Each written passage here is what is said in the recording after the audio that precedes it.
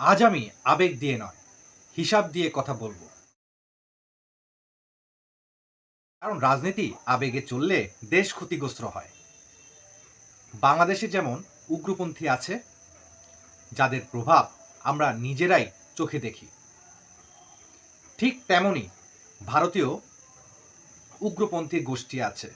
এই কথাটি অস্বীকার করলে বাস্তবতাকে অস্বীকার করা হয়।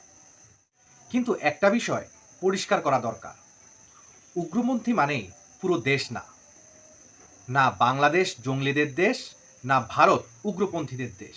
সমস্যা শুরু হয় যখন এই উগ্রপন্থীরা দুই দেশের সম্পর্ককে জিম্মি করে ফেলে।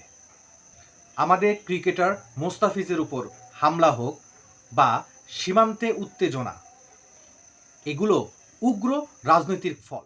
এখন প্রশ্ন হলো, আমরা যদি এই প্রতিবাদ আবেগ দিয়ে সিদ্ধান্ত নিই, ধরা যাক বিশ্বকাপে ভারতে না যাই বা আইপিএল বয়কট করি, এতে আসলে কাদের লাভ হবে?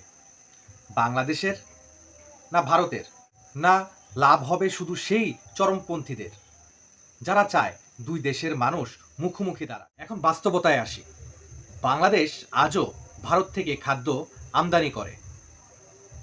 এটা লজ্জার কথা না, এটা অর্থনৈতিক বাস্তবতা। কারণ বাংলাদেশও ভারতে রপ্তানি করে, কিন্তু খুব কম। আপনি যদি বলেন প্রতিবাদ করতে হবে, তাহলে প্রশ্ন আসবে, খাদ্য আমদানি বন্ধ করব, সেটা কি সম্ভব? না, তখন বাজারে আগুন লাগবে, সাধারণ মানুষ কষ্ট পাবে। রাষ্ট্রনীতি মানুষকে কষ্ট দিয়ে প্রমাণ করা হয় না।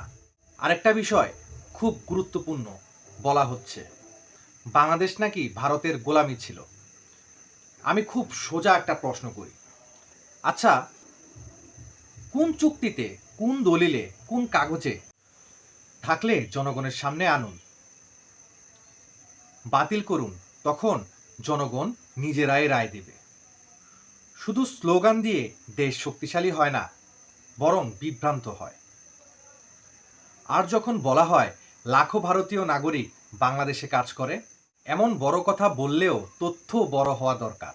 সংখ্যা যদি ভুল হয়, সেটা স্বীকার করা শক্তির পরিচয়। সবচেয়ে গুরুত্বপূর্ণ প্রশ্নটা এখানে, যদি ভারত এতটাই অন্যায় করে থাকে, তাহলে আদানির বিদ্যুৎ কেন এখনো আমাদের বাংলাদেশে চলছে? কেন সেই চুক্তি বাতিল করা হয়নি? এখানেই বোঝা যায় কথার সাথে কাজের পার্থক্য। আমি ভারতের পক্ষে কথা বলছি না, আমি বাংলাদেশের পক্ষে কথা বলছি। আর বাংলাদেশের পক্ষে সবচেয়ে ভালো অবস্থান হলো আবেগ নয় কূটনীতি, শোরগোল নয় হিসাব, শত্রু বানানো নয় স্বার্থ রক্ষা। শেষ কথা হচ্ছে, একটাই উগ্রপন্থীরা চায় আমরা উত্তেজিত হই। একজন সচেতন নাগরিক হিসেবে আমাদের কাজ ঠান্ডা মাথায় দেশের স্বার্থ বোঝা। আমার এই বিশ্লেষণটি শেয়ার করতে পারেন এবং আপনাদের মতামত কমেন্ট বক্সে জানাতে পারেন। লাইক, সাবস্ক্রাইব করতে ভুলবেন না। ধন্যবাদ।